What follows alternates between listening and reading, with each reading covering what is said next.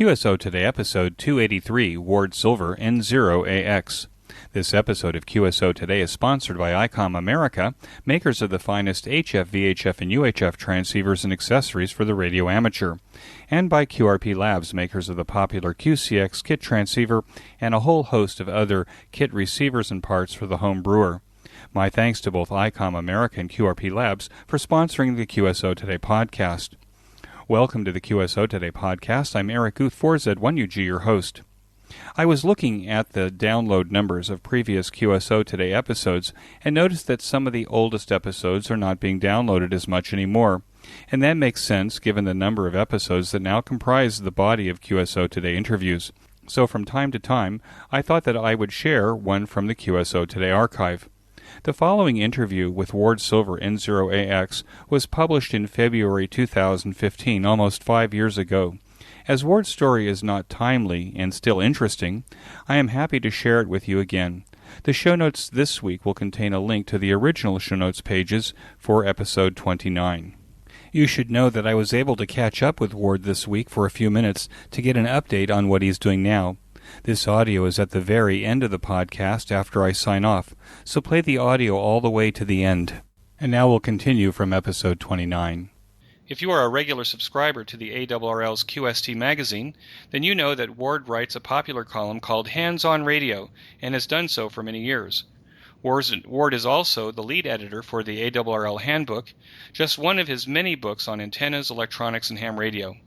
He was honored at the Dayton Hamvention in 2008 as Amateur of the Year. This makes Ward not only an experienced ham, but a talented teacher in Elmer. N0AX, this is Eric, 4Z1UG. Are you there, Ward? I'm here, Eric. Thanks for the great introduction. Thanks for joining us on QSO Today, Ward.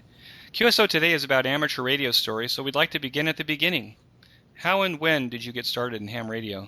Well, it was a long time ago, and I was a mad scientist as a kid, interested in all sorts of things, and stumbled on some electronics books, mostly, I guess, in those days it was electricity books in the county library, where I spent a lot of time. It was sort of the modern day equivalent of the internet back then, and had learned how to say the word potentiometer, which I thought was pretty cool, and wanted to fix things, work on electronics, among other various little activities.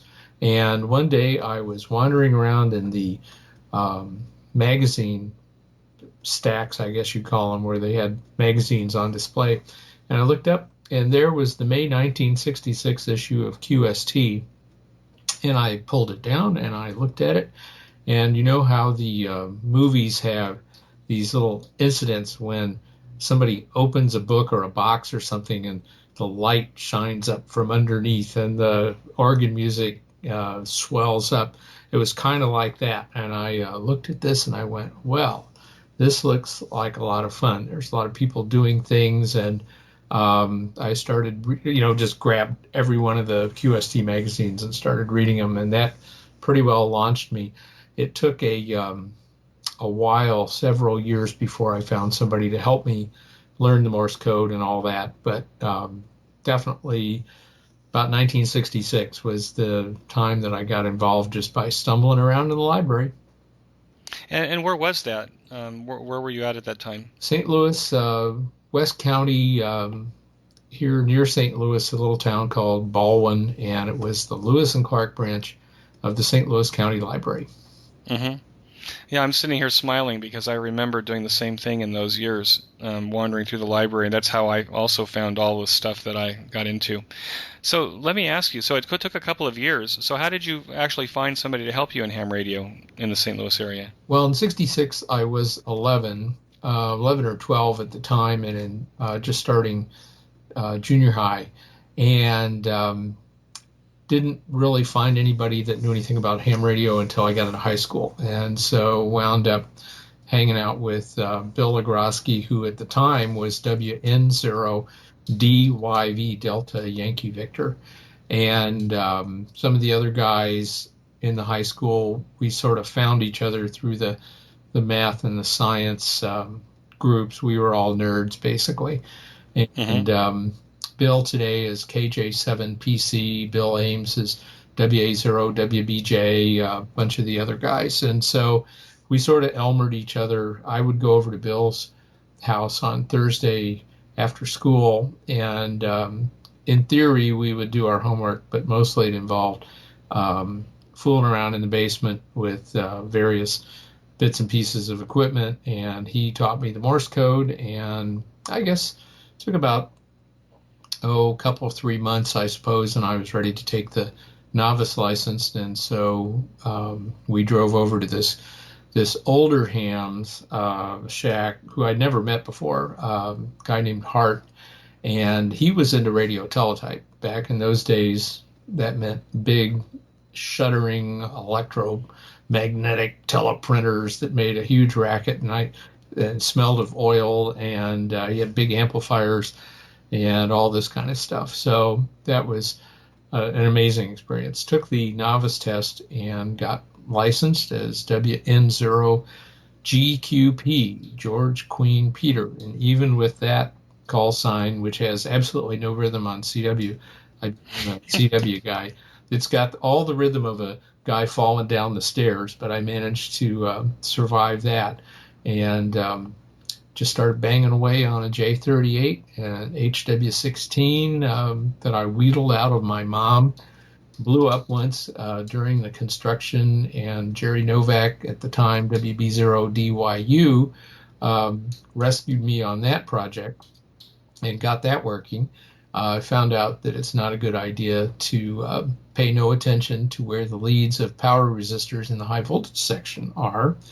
Mm-hmm. And I let the magic smoke out of one in a most dramatic way.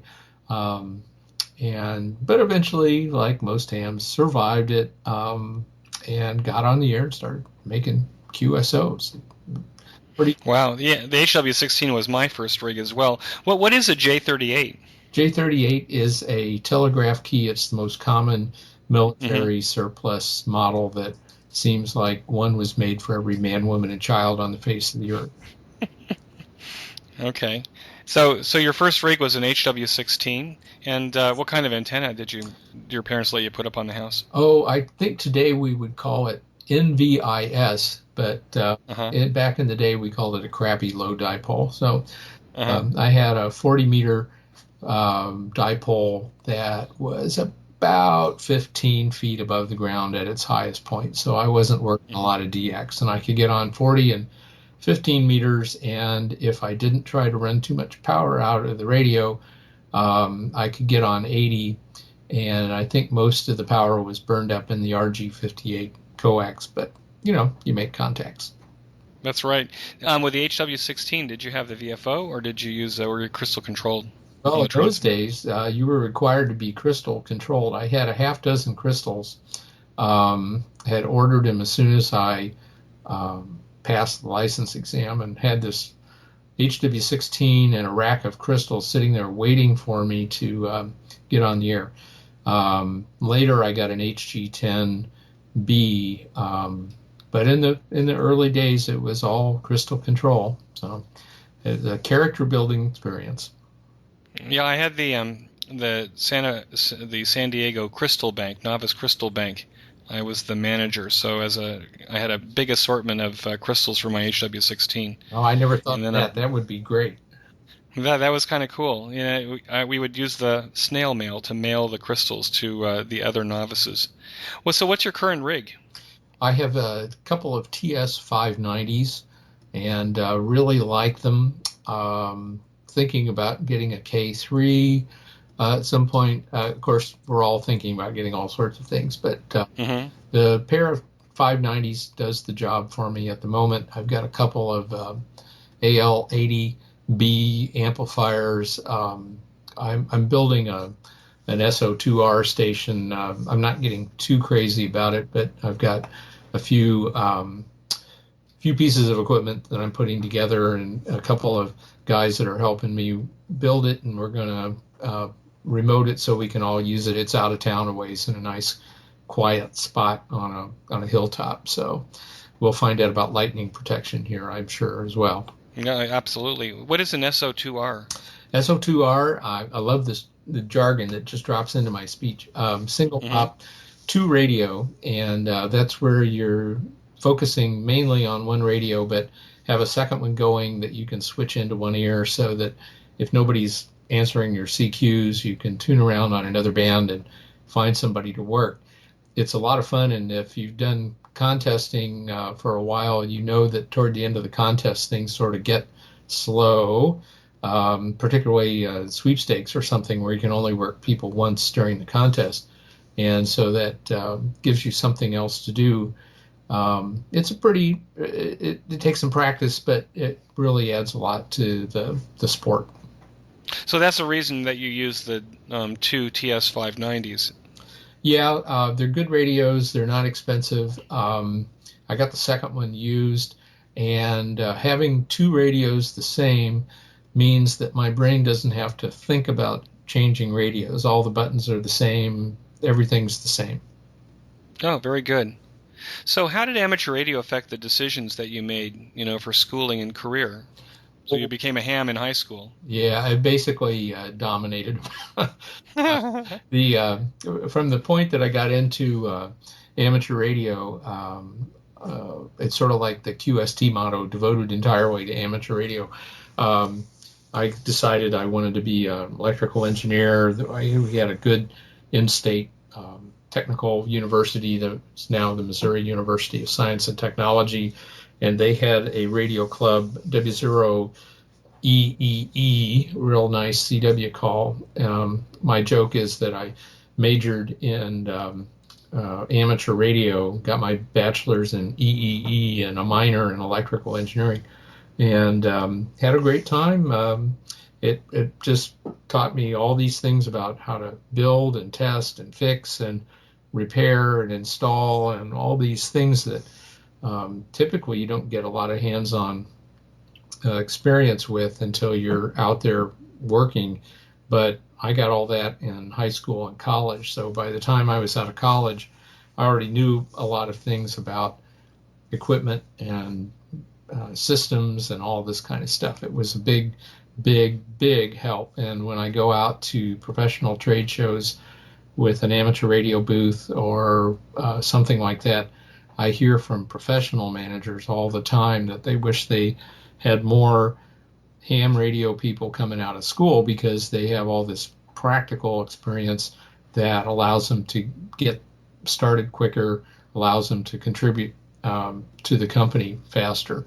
So ham radio is a good entryway to finding out a lot of things about how technical stuff works. Yeah, we're seeing that here in Israel, where the schools are putting out a lot of electrical engineers who have no practical experience. So the National Ham Radio Club has been asked a few times to demonstrate at trade conventions to get their engineers interested in ham radio and become more practical. So I think that's really cool. Was this Missouri University that you went to, this had a lot of hands-on rather than heavy into theory? Oh, very much. The university is in a little town called Rolla, and so you talk to professional engineers and you say, "Oh, I went to Rolla," and they know exactly what you are talking about. It's a real serious engineering school, and everybody has to take a lot of fundamental courses. I didn't particularly care for the motors and generators course, for example, but it gave me a lot of practical experience. I guess they had a lot of labs and things like that. So you got experiences in a wide spectrum of technologies, and that allows you to move horizontally within any industry that you get into. So there's a very fundamental grounding in physics and mathematics and all this kind of stuff, no matter what kind of engineering you took down there. So to me, the combination of having an active ham radio club that's open 24 hours a day, if you could wheedle a key out of somebody, great engineering courses, and in a small town like Rolla, you don't have a lot of distractions, so you can basically just dive deep and go for it. And without really knowing that's what I was doing, that's what I was doing. So when I came out, I had all this experience, and I was just looking for a place to apply it. And now this message from ICOM America. It's a new year and a New Year's of savings at ICOM. Bring in the new year loud and clear with some of ICOM's most innovative and interesting transceivers. Start off the new year with a high-performance ICOM IC7610. This direct sampling HF transceiver changes the world's definition of SDR or software-defined radio. It has the ability to pick up the faintest of signals even in the presence of stronger adjacent signals. Its features include RF direct sampling system, 110 dB RMDR, independent dual receiver, and dual digicell. The ICOM IC7300 changes the way entry-level HF transceivers are designed. Even at its amazing price point, the IC7300 is an innovative SDR transceiver with a beautifully compact design and form factor. It is the HF transceiver now in my shack and has changed my appreciation of what is even possible in the HF bands.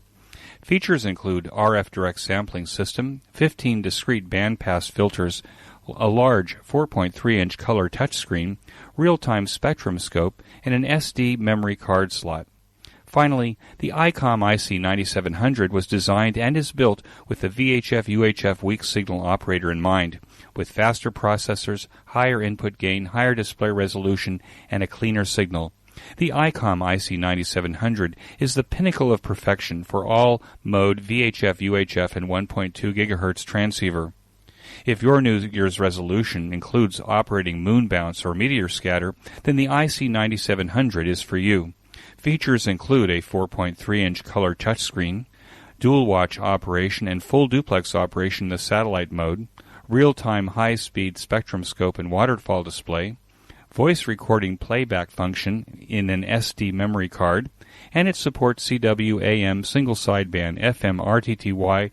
So it's a new year, and if Santa didn't bring one of these fine ICOM rigs, now is the time to get it yourself.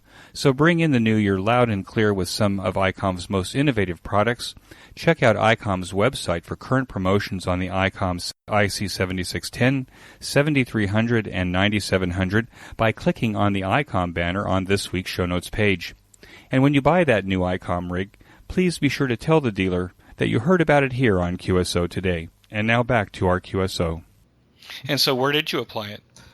Out of school, what I wound up doing is, after dabbling in broadcast engineering, I spent 8 years in broadcasting through college, and then after college, I wound up as an instrumentation engineer for a small air quality measurements firm for a few years, and then moved out to Seattle, worked for a marine electronics firm, and then went into business for myself as a consultant, and have done a wide variety of things, mostly microprocessor-based software, instrumentation in industrial and medical fields.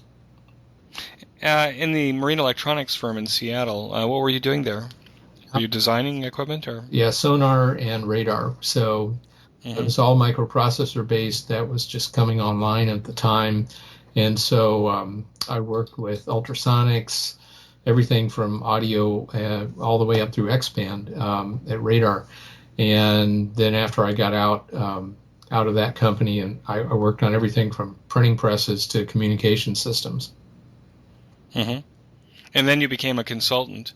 And when you say that you were building, you were in the microprocessor area, this would have been in the early 80s, right? So we're almost into the Intel products. And yeah, I was pretty much, you were either a sixer or an eighter. The sixers were Motorola folks and used 6800s and 6811s and 09s and all this kind of stuff. And the eighters were Intel's folks, and they used 8048s and 8051s and all that kind of stuff. And it was sort of like split in the church, because the way that integers and other numbers were organized were backwards between the two systems, and there are all sorts of other strange things. So you pretty much tended to specialize in one or the other. But electrical engineering discovered the microprocessor about then, and it really took off. And all sorts of things started becoming microprocessorized. as opposed to big collections of digital chips and things. So it was a neat time to be involved, and I saw a lot of different products and systems, and gradually wound up migrating into a system level position with a company called Physio Control that made cardiac defibrillators, and I hope you never use their product and because you're dead if you use a defibrillator. So hopefully you'll never have to have one used on you. But it was kind of a neat high intensity job, neat people, cool product, and then eventually left Physio/Medtronic in 2001. And what role did ham radio play during this period of time?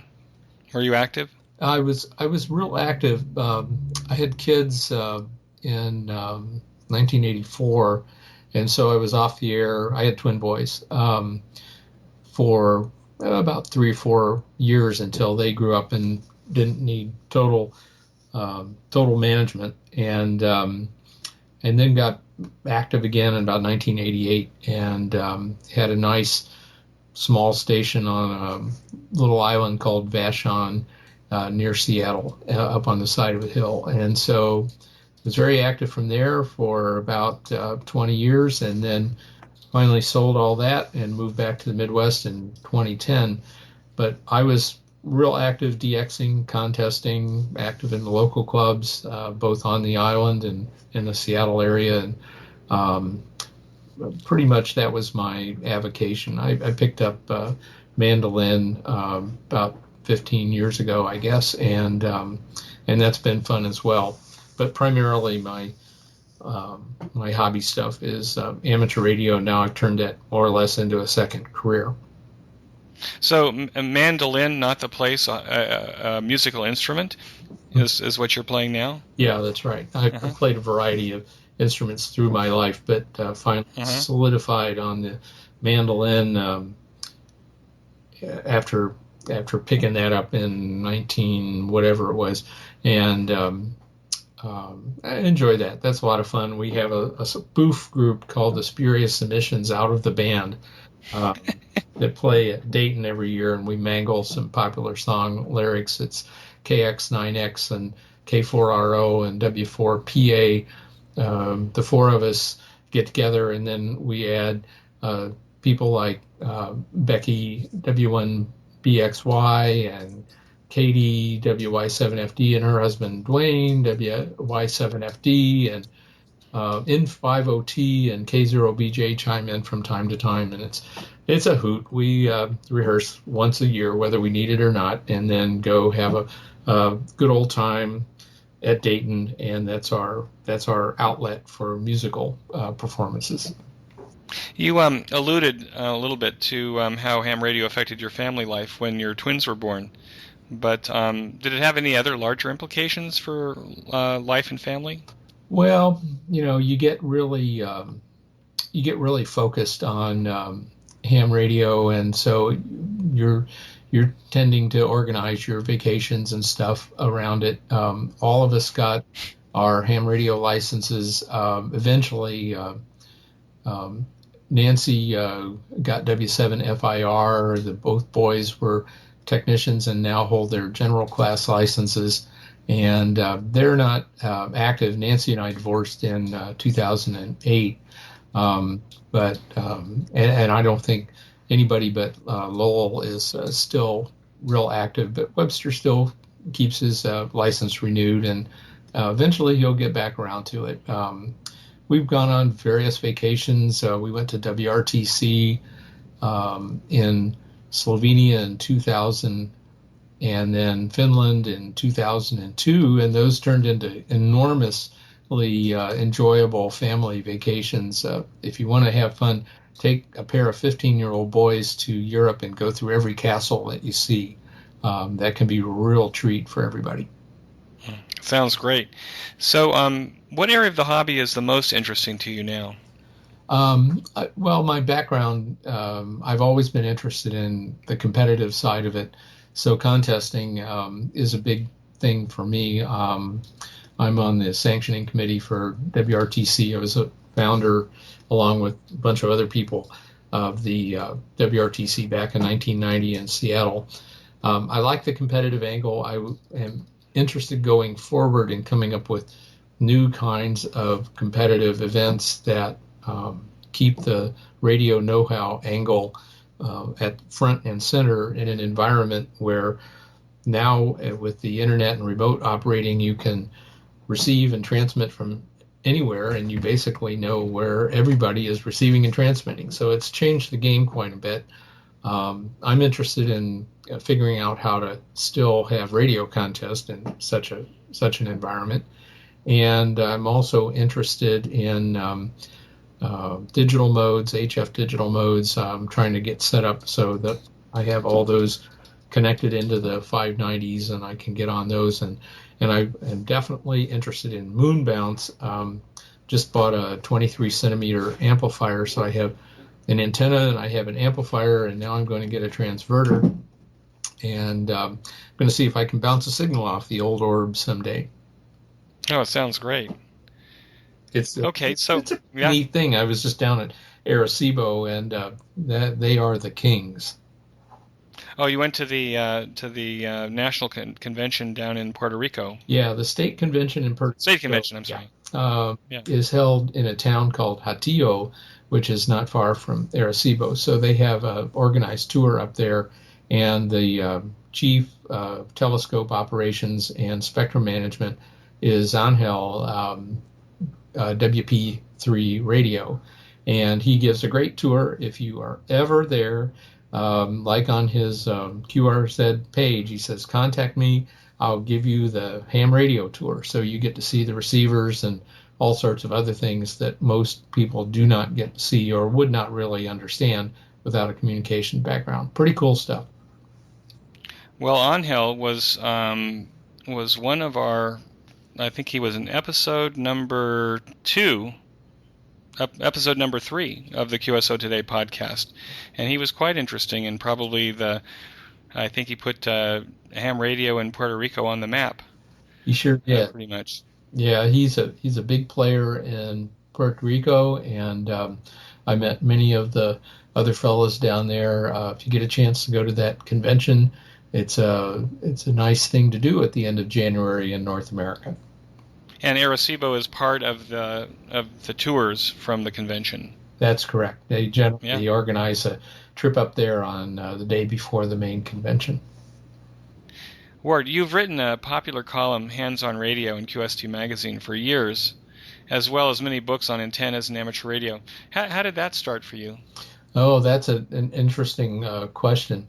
I've been writing quizzes for DX Magazine for a while, and then I offered to write some for QST, so I did that starting around 95 or 97, and that kind of ran out of steam. I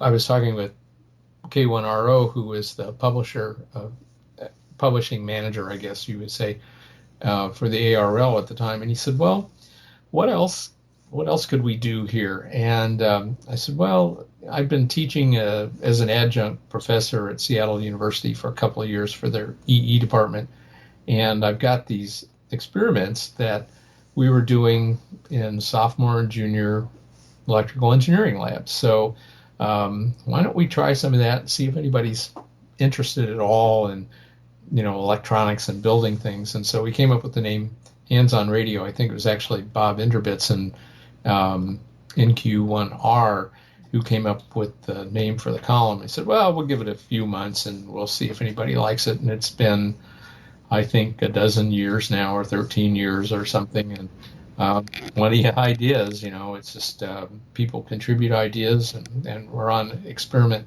just finished 147. Hey, this is Eric for just another short break. One of my favorite ham radio podcasts is the Ham Radio Workbench podcast, hosted by George, KJ6VU, my guest in episode 232, and Jeremy, KF7IJZ. George and Jeremy take a bi-weekly deep dive into their favorite ham radio workbench projects and the technologies that fascinate them. If you want to be a ham radio builder or just be inspired, click on the link in this week's show notes page.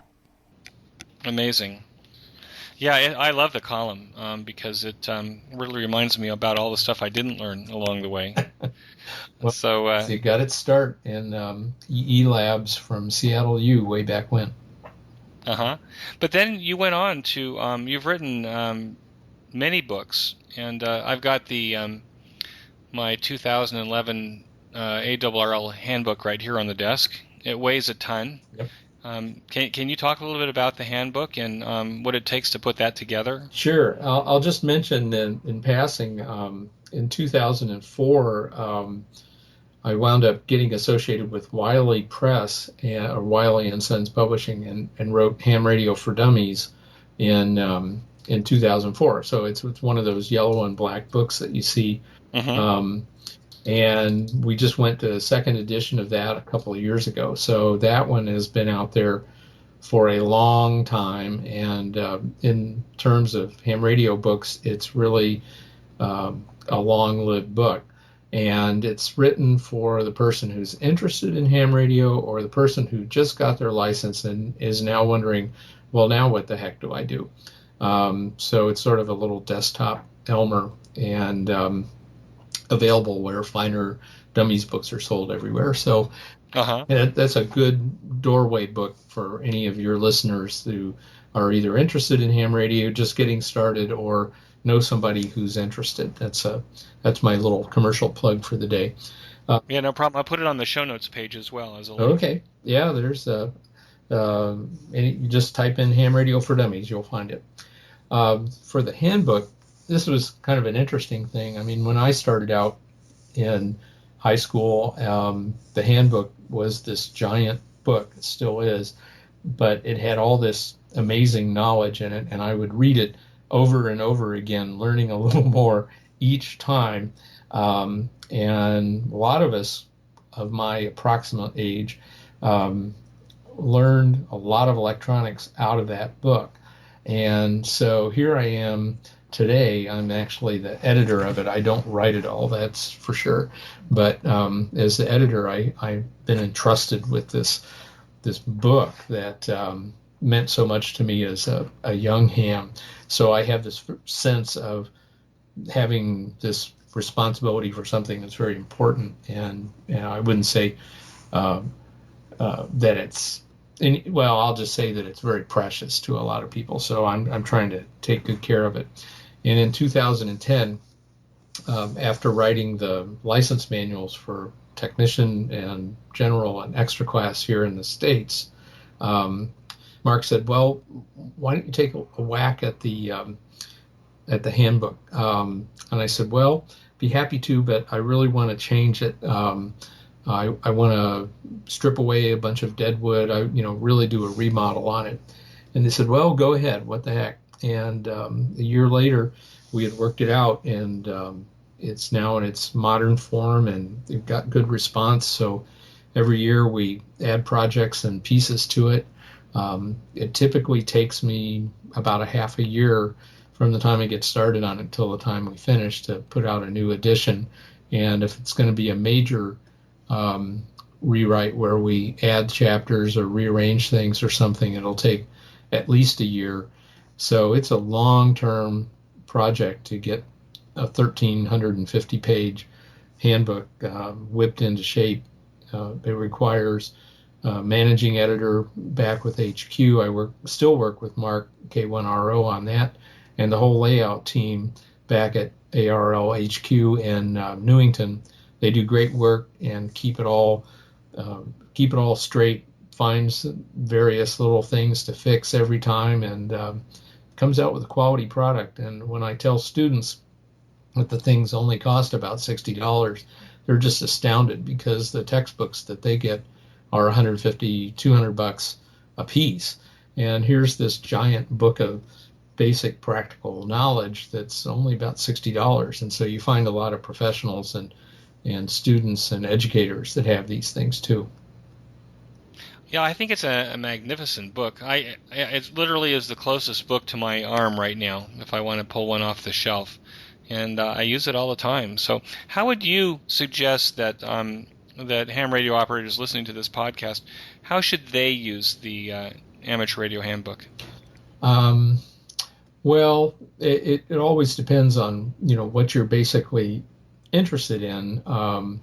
But when you start a new activity, or if you have questions about a new activity, or you're going to install a new piece of equipment or an antenna, I guess I would recommend that you go to that section of the handbook and just page through it, either to refresh what you do know or learn something new.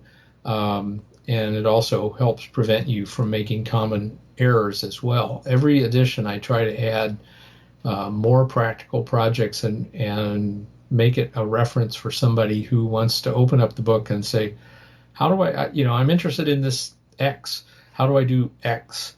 And from a technical standpoint, that's what the handbook should be. Not only how to do, but what is X, and a little bit of the theory behind it and how it actually works. So just open it up, read that section, and then go off and do whatever you were going to do. And typically, I think that's how about 90% of people use it. Would you suggest that it's a book that someone buys a new edition every year? Well, sure. Yes. From a absolutely. business standpoint, of course, but collect them all in hardback and softback. I'm sure the ARRL would like you to buy one every year, and we do try to add enough content so that it's not just a copy of the previous year's edition. There's always something new, and most people will buy one every few years. They'll wait for a major revision and then buy one. Some people like to buy one every year. Some people grab it, open up the back of it where the CD is, and then install that. I carry mine, my PDF copy, on a Kindle, for example. So I can throw the Kindle in a backpack or a briefcase, and I can have my handbook with me all the time. And I think you'd probably have to have about 10 or 15 Kindles to equal the weight of the ARRL Handbook. I think it would be more than 10 or 15. I also have my antenna book on it. I'm also the editor of the antenna book, by the way. Mm-hmm. And so I have an antenna book. I have a giant engineering dictionary reference on there. I've got a bunch of technical reference documents on there. And I pulled that out of my backpack more than once to figure something out on the fly.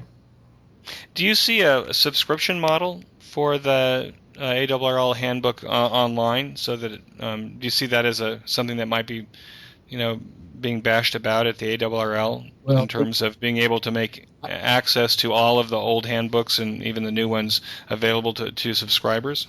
I have talked about this many times with various people at the ARRL. Like a lot of publishers, anybody that's publishing printed anything these days is trying to figure out how to get into the digital era and not lose their shirt, frankly. It's a hard medium in which to make money. It's an easy media in which to lose money, but it's hard to continue publishing things that are online and not have people give them away, for example. So it's a tough thing. The ARRL depends on its publishing activities to pay a lot of the bills, and if they can figure out a good way to do a subscription model for the handbook or some other combination of publications, they'll do it. They're going to have to.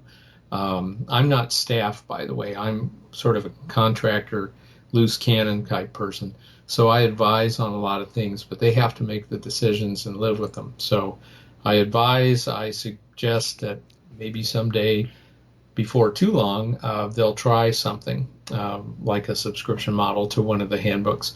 But for right now, there's no way going forward that we have a real low-risk way to put this stuff out there in digital format. Are there any other books outside of amateur radio that you've written? Well, the closest thing to outside ham radio, they say write what you know, is a novelette called Ray Tracy, Zone of Iniquity, and it's sort of a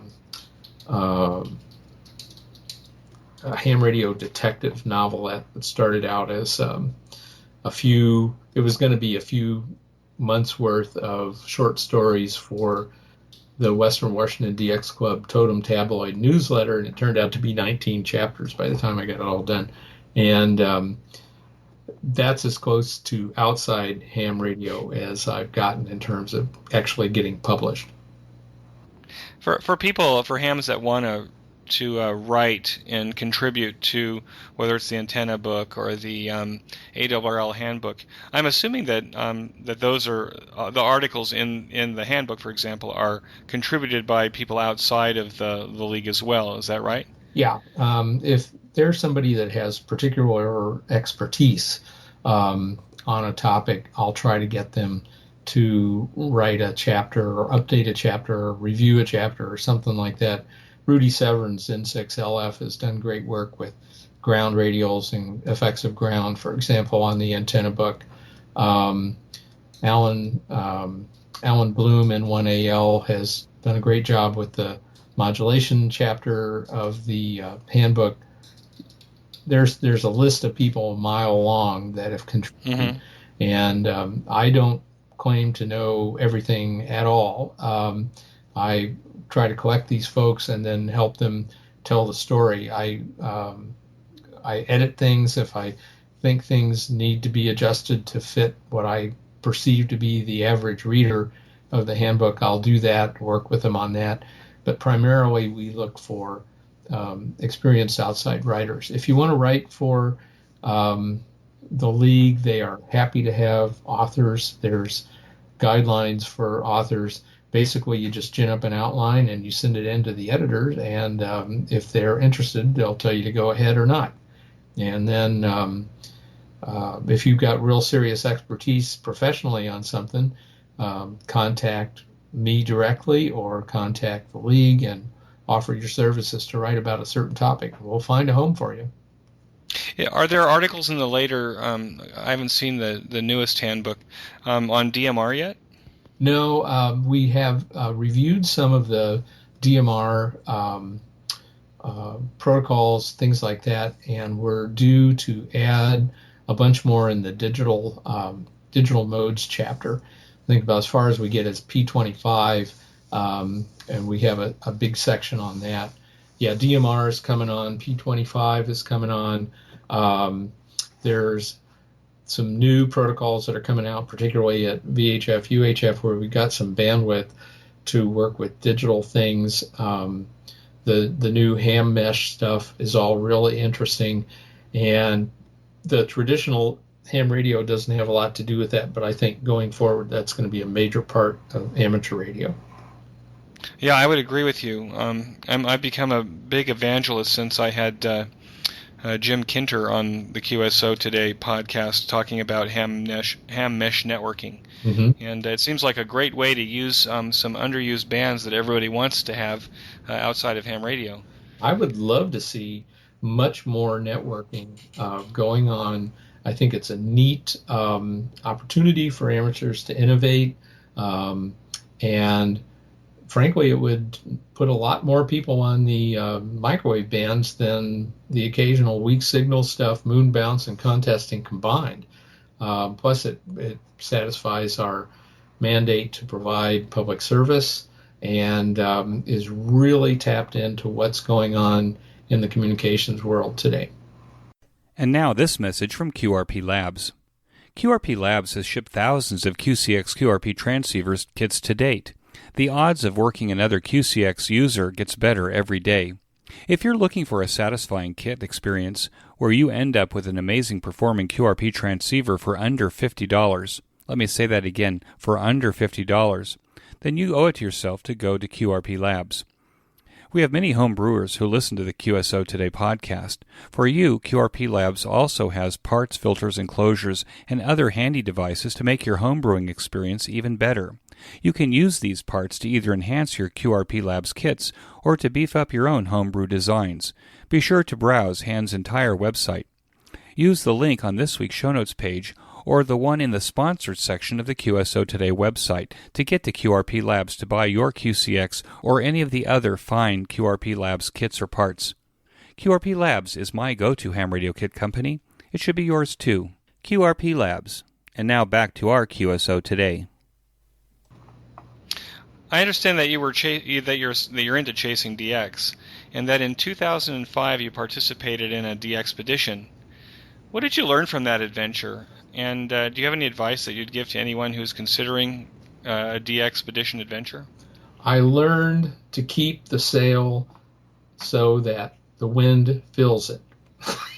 I almost learned the hard way about that. Yeah, we went out to Curie Atoll, which is all the way out at the western end of the Hawaiian island chain.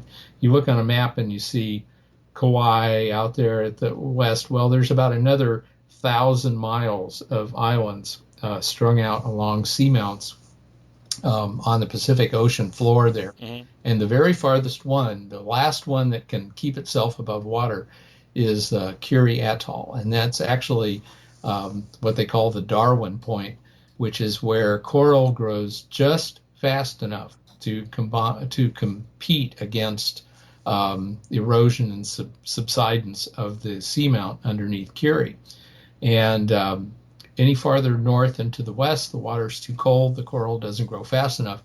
And so there are additional seamounts that head off toward Japan, but they're all under the water. So we went out there. There used to be a Loran station out there.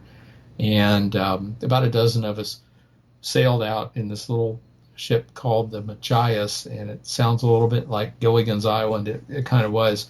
The boat's about 70 feet long, and at one point it had 18 people on it. So it was kind of crowded. Going out was pretty easy. We left Honolulu, and it took us 5 days to sail out past Midway, and then another 60 miles out to Curie.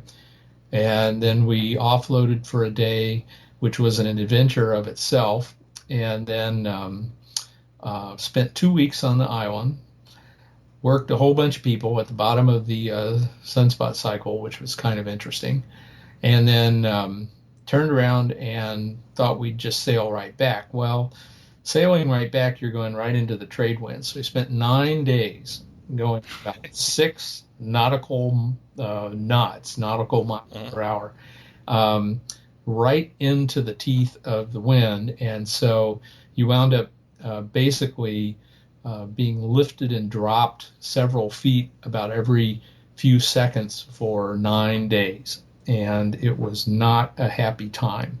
The sea was breaking over the bow all the time, so you couldn't spend any time on deck, and you're taking your 8-hour watches as best you can. We had people that couldn't get out of their bunks for 9 days, and they were so seasick. So luckily I was not one of them, although the first night I was on a first-name basis with every plankton in the Western Pacific. That you were eating plankton like a large whale. Oh, man. Well, at least they were phosphorescent, so I had something to look at while I was hanging over the rail. You're really isolated out there. About halfway back, you realize you're hundreds of miles from any other living human being, and there's 2 miles of water underneath you, and you're out there by yourself. Pacific is a real big place. But anyway, our captain, Bill Austin, was great. He put up with all of us, including my semi-wrecking the boat on the third night out by not knowing what I was doing, trying to sail. And the leader of the expedition was Bob Schmieder, KK6EK, who got us out there and got us back in one piece and within budget. And we made about 50,000 contacts. And I'll tell you, it was an experience. Everybody should do something like that at one point. Take a flyer, set aside a month of your life, and go do something. Whether it's sailing on a boat or flying to some remote place or building something or hiking somewhere or something. I thought it was really pretty amazing. I'm not real sure I want to sail 1,300 miles across the Pacific into the wind anymore, but I can say that I did it, so it was fun. Well, there you go. I think that sounds like a great adventure. Well, they say it's not a real adventure if you enjoy it while you're having it. That's also good advice. So, Ward, what advice would you give to new or returning ham radio operators? Well, let's start with the new ones. If you're a new ham, you probably had an idea of what you wanted to do when you went through all the trouble getting your license. Maybe it was providing public service. You wanted to join an emergency communications team or help your community or something like that. Or maybe you had a technical aspect that you wanted to pursue. And you'll do that for a year, maybe a couple of years. And about that point, you start looking around and go, well, what else is there? I've done this for a couple of years, and most people at that point are saying, okay, I think I understand this pretty well. My advice is to read as much as you can, visit other clubs, try something out of the box. Look through QST and on the website and pick something to try that looks interesting and go try it. Don't let yourself be confined to one particular activity forever. Certainly, I got involved with CW and DXing contesting early on, and I've carried that through all 40-something years of being licensed, but that's not all that I do. And there's just an enormous amount of ham radio out there. Everything from science to, just chatting to competing to going places, all these different activities. So don't let yourself get bogged down in just one thing. If you don't think ham radio's being real fresh for you, try something else. There's lots of things out there. And if you're a ham who's coming back to the hobby after a while, and we hear from those people all the time, I used to have a ham radio license, and then I got involved with a job and my family or whatever, and I've just come back to it now. I'm in my 40s or 50s or whatever. You'll be amazed at how much things have changed and amazed at how little certain other things have changed. I don't care what technology we use, we'll still talk about the weather. It's just part of ham radio, and it still takes 5 minutes for people to sign off with each other. But the technology has changed, the people have changed, the activities have changed. Be aware that ham radio is really big and deep now. There's nobody that knows everything about ham radio. You can't just read QST and feel like you know everything there is to know about ham radio. It's an enormously broad activity worldwide. Everybody from 5-year-olds up to 90-year-olds all in there pounding away. It's just an extraordinary opportunity. So get in there, look around. Don't feel like you have to pick just one thing and stay with it. Buy the handbook. Oh, buy the handbook and a copy of the antenna book. And, if you get your U.S. license, you probably use one of my license manuals. Get a ham radio for dummies up there, Been at this for 100 years, and I feel like we're pivoting here from ham radio 1.0 to ham radio 2.0. And that doesn't mean we're going to throw away 1.0. It just means we're going to build on it. But the integration of the internet and computer technology and SDRs and all these other things, they're going to change some of the fundamentals. But you'll still find echoes of the original ham radio in the excitement that people have for it and just the neat way to experience the natural world in a completely unknown way to most people. Well, Ward, you've been a wonderful guest, and I really appreciate your agreeing to come on to QSO Today. 73, Ward. Thanks so much. Thanks. 73, Eric. That concludes this episode of QSO Today. I hope that you enjoyed this QSO with Ward. Please be sure to check out the show notes that include links and information about the topics that we discussed. Go to www.qsotoday.com and put in N0AX in the search box at the top of the page. My thanks to both ICOM America and QRP Labs for their support of the QSO Today podcast. Please show your support for these fine sponsors by clicking on their links in the show notes pages or by using QSO Today in the coupon box at the checkout. You may notice that some of the episodes are transcribed into written text. If you'd like to sponsor this or any of the episodes into written text, please contact me. Support the QSO Today podcast by first joining the QSO Today email list by pressing the subscribe buttons on the show notes pages. I will not spam you or share your email address with anyone. Become a listener sponsor, monthly or annually, by clicking on the sponsor buttons on the show notes page, or use my Amazon link before shopping at Amazon. Amazon gives me a small commission on your purchases while at the same time protecting your privacy. I'm grateful for any way that you show appreciation and support. It makes a big difference as I head towards episode 300. QSO Today is now available on iHeartRadio and a bunch of other online audio services, including the iTunes Store. Look on the right side of the show notes pages for a listing of these services. You can use Amazon Echo and say, "Alicia, play the QSO Today podcast from TuneIn." Special thanks to Ben Bresky, who now edits the audio for this QSO Today podcast from the audio pieces that I give him. Until next time, this is Eric for Z1UG 73. The QSO Today podcast is a product of KEG Media Inc., who is solely responsible for its content. Well, you know what? I wanted to catch up, Ward, because I think the last time we spoke was February of 2015. Yeah. I think a lot has happened to Ward Silver in those since that time. So I thought as I'm putting up this episode that I would also put up what's happened since. I saw that you received the Bill Orr Technical Writing Award again in 2017, but it was my understanding that you'd also had won it earlier, like in 2003. That's true. So you can actually win that award more than once. Yes, apparently so. I'm not involved with the administration of it, so I don't know, but I guess you can. I did. So congratulations. Thank you. You've had an amazing run in QST with your hands-on ham radio. 15 years, yeah. I wrapped it up at the end of 2018, I think, yes. At the end of 2018, I'd done 180 columns, and I had 3 volumes of the hands-on radio experiments. And being anal retentive, I knew that if I did one more experiment, I would want to do another whole book of them.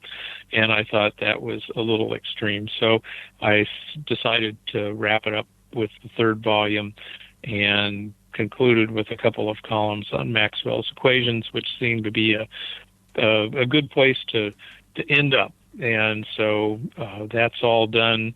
And while the experiments are, still in the books and out there, I'm not writing any new ones, but occasionally I'll write a column for QST about some technical topic like impedance conversion circuits and transmission line systems that were out in October and November last year. Now, it's my understanding, though, that all of these articles that were in QST are now in book form. Yes, all of the hands-on radio experiments. Mm-hmm. So those books are available from the ARRL or your famous booksellers. Okay, well, that's pretty amazing. Yes. Yeah, they combined volumes 1 and 2 into a single volume, so there are 2 books, the volume 1 and 2 book, and then the volume 3 book, the 3rd set. So, yeah, they're all out there, and for ARRL members, they can be accessed through the online article archive. Now, the picture that you sent to me is the latest picture of you in your tower climbing gear. It seems like tower climbing is a sensitive subject. I've heard on Ham Nation a 3-part series on tower safety.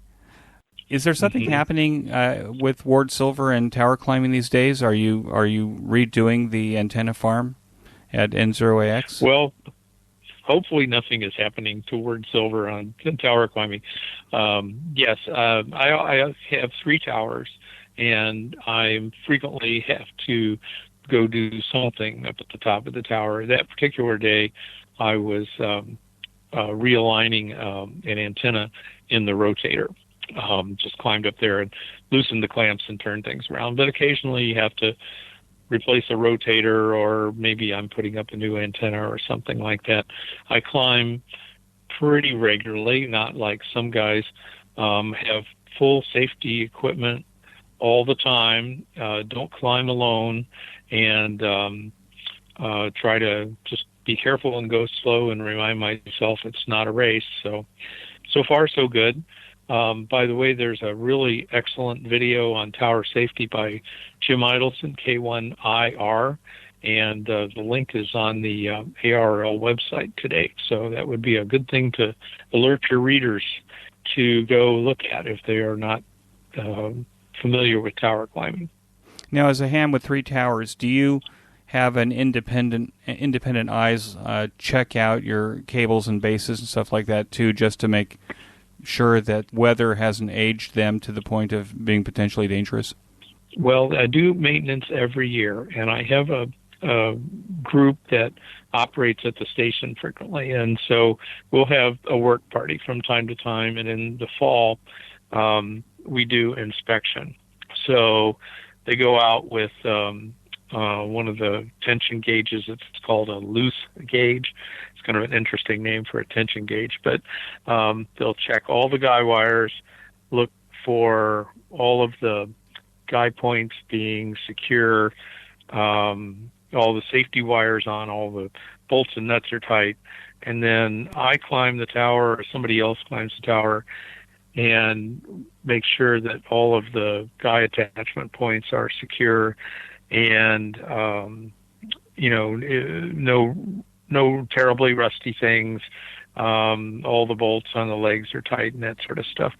And the first couple of years after I installed the towers, because of thermal cycling and wind, some of this stuff had loosened up. So it was good to go up there.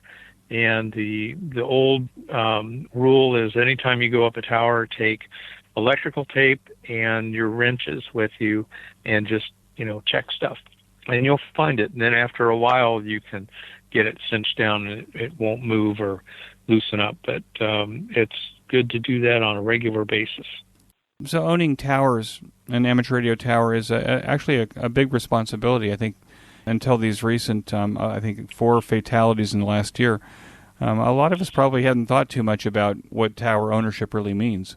Well, you've got permitting requirements and insurance requirements and things like that. Anytime you build something that is a potential hazard, and I say potential hazard, not necessarily a hazard, a potential hazard to yourself or others, there are certain guidelines that the engineering community has developed over many years that should guide you in how you go about your business.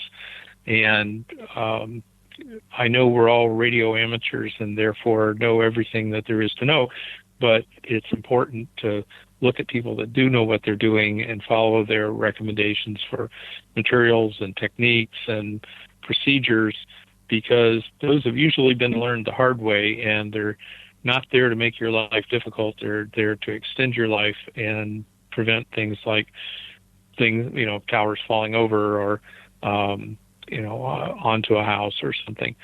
And most towers are pretty safe. There's a lot of over-engineering built into these things, but you can get sloppy, or you can fail to take into account some important circumstance. It's usually worth spending some money at the head end to make sure you're not doing things improperly, and make sure you have enough concrete and the rebar's in there right, and you have sturdy guide points and all that kind of thing. Plus, as you point out, the annual inspections are very important. So if you just take it seriously, it's like driving a car. You have certain rules of the road, and you're expected to do maintenance and keep yourself safe. And when everybody does that, it works out good. What's the big project on your bench these days? on my bench. Getting my station active under remote control. And that means I've got to build cables, I've got to learn things about routers and firewalls and dynamic IP addresses and all that kind of thing. So it's a slow process. I've gotten the station to the point where it works pretty well, and now I'm going to put it on remote so I can operate it from where I usually live, which is about 100 miles away. And what is the station these days? The station is two TS590S transceivers, the necessary switching and filtering, a couple of amplifiers, the 3 towers with about 10 antennas on it, and it's a full power station capable of multi-2 operation, and we're going to do that in ARRL DX coming up in February. And typically I have a crew of about maybe 4 or 5 operators to do a multi-2 contest, and that's a lot of fun, and we all go at it pretty hard, and we do some damage from the Midwest. We're not going to win any national awards, I think, but we have a good time. So, as I recall, you are an SO2R operator as well. Will you be able to operate SO2R from your remote control? Eventually. That requires a little more expertise than I have. K6VVA did it a relatively easy way. He purchased a couple of TS480s, and each one of them has its own Ethernet connection between the front panel and the main radio gear, and so he just hooks them both up to the router and takes the control panels back to California. Mine's going to be more difficult than that, and like I said, I'll probably learn a lot more about routers and audio VoIP programs. The Kenwood TS590S, that's really not natively a remote control radio, right? So the stuff you're having to do is to actually combine some cat control and things like that in order to make this whole thing work? That's correct. I've experimented with Skype and TeamViewer and things like that. I'm probably going to wind up with something, like an MFJ 1234, which is the little remote box that W6HN has created. It solves a lot of problems in terms of integrating audio and rig control that I would have to do manually, and it also allows me to use a variety of client software out in the field, anything from a phone to a full-size desktop, to access the station. So if that works out well, I may wind up trying 2 of those. I'm having enough trouble getting one station on the air at this point, so that's probably where I'll stop. And then if I want to do serious SO2R operating, I'll go to the station. It's not that far. Have you considered using All-Star or something like that for push-to-talk and audio back and forth? Yeah, right now the audio program, the 1234 suggests is a package called Mumble, but I have no problem, trying something else. Right. Okay. Yeah, I'm familiar with the Mumble server. It's actually very hi-fi, and the gamers know it, pretty well. So. Yeah, if you can satisfy the gamers, you're probably going to be able to satisfy the hams too. I would think so. What excites you the most now about what's happening in amateur radio? I think, the most interesting thing to me is twofold. One is the youngsters on the air, YOTA program in Europe has been going for a while, and it seems to be doing quite well. And I was always mystified and frustrated that we couldn't get something going over here in the United States and Region 2. And that seems to be finally happening. The YOTA 2020 YOTA camp is going to happen in Ohio in June. There on Facebook and the web, and there was an article in NCJ about it in the January-February issue this year, the brand new one. So that's pretty exciting. That's something for younger operators to get involved and make their own events, and I think that's really important. Older guys, older hams can certainly facilitate things, but I think it's most important that younger operators do things that they're interested in the way that excites them, and that's what Yoda's about. So the ASME Foundation is supporting that. We're going to help facilitate it, but it's not our event. It's their event, and I hope that will catch fire and spread to like Brazil, Canada, Mexico, the Caribbean, and let's get this going. I would love to see more younger operators getting into the game, doing things that they want to do. The other thing that's pretty exciting is the HAMSCI, HAMSCI.org group, and that's a liaison between the professional geophysical and ionospheric research community and amateur radio. W2NAF is leading that effort, and we're in the process of developing this thing called a personal space weather station that will allow a ham or even a non-ham to set up a monitoring station that can collect everything from low frequency magnetometer data up to full speed spectrum digitization based on how much bandwidth they have and how much money they want to spend on the equipment.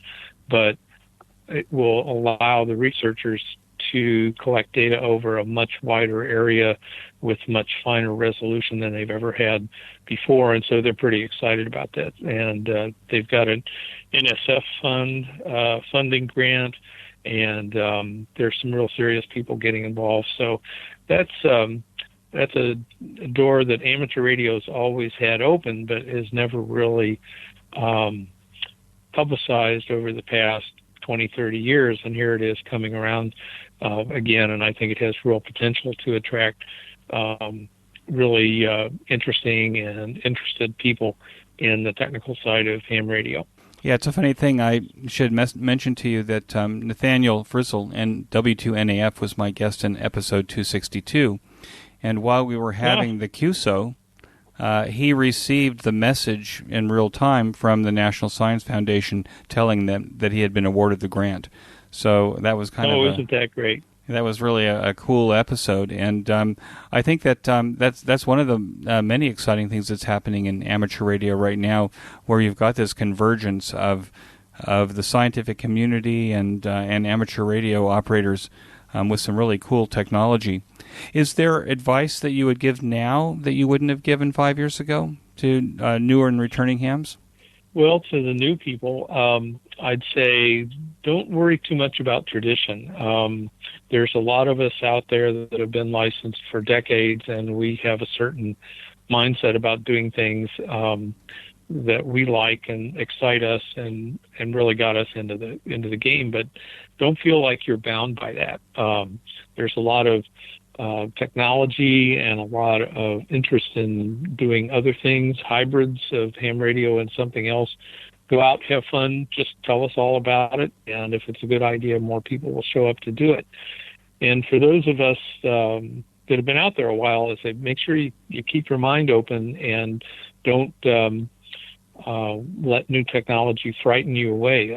I know the whole WSJT package, which has come out since our previous QSO, has really revolutionized HF operating for people who could not put up a backyard tower or a lot of antennas, or for whatever reason, maybe they live in an apartment or a condo, I don't know. Maybe they live in a regular house, but there's so much noise around that they can't hear anything. So FT8 and FT4, and I'm sure there are other modes that will eventually show up. These have basically revolutionized the hobby for them. So that's getting a lot of people on the air. It's keeping a lot of people on the air. Those of us that have, have this one vision of amateur radio, need to make sure that we make room for everybody else out there. So I think we could be coming to a very interesting time in amateur radio when we're challenged with physical restrictions on what we can do, more noise. Once wireless power charging starts happening, and you've got solar and wind power all over the place, and small generators do make a lot of noise sometimes. So that's challenging, and we're going to have to up our game and figure out how to carry amateur radio forward. And some of that's going to be a technical solution. So it's going to require open minds and some new thinking. That's my opinion. Well, Ward, I want to thank you for joining me again after 5 years. I just am excited that I'm going to actually add this piece to the interview that I ran 5 years ago that'll go up on Saturday. So I really appreciate your catching up with me. Great. I appreciate being caught up with. I think that's fun, and it's nice to have the interest. I hope people find what I have to think about of interest to them too. Well, I think they will. 73, Ward, I really appreciate it. 73, Eric.